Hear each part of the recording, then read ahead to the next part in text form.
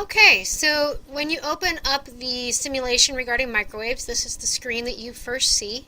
Instead of starting at this screen, I want to look at the one molecule screen.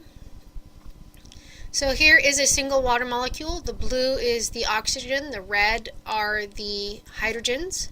And over here there is a button that allows us to turn the microwave on and off. When you turn the microwave on, it starts a electromagnetic wave going as indicated by the green line. And notice when that green line goes past the molecule, it causes it to rotate, and with the thermometer on the left, as the rotation of the molecule increases, the temperature increases, and when it pauses momentarily, the temperature of the substance goes back down.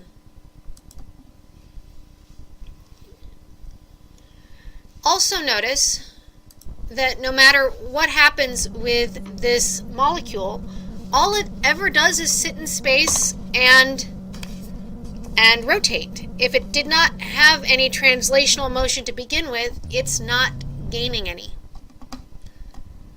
So now let's move from there to the first screen where we have a line of water molecules, and watch what happens when we do the same thing. So I turn on the microwave, and the molecules start by rotating, but as they rotate, they then bump into each other. Once they bump into each other, they start translating. Here, watch again. First thing that happens is they rotate, and then they bump.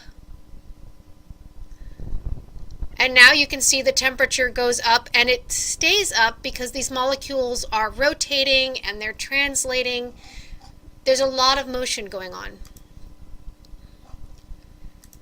If we look at even more molecules, the same effect starts. They rotate, and then they bump, and off they go, and the temperature goes up. And lastly, we can look at it where this is supposed to be a mug of coffee, but some of the water in the coffee apparently has escaped the mug. Right. And off they go.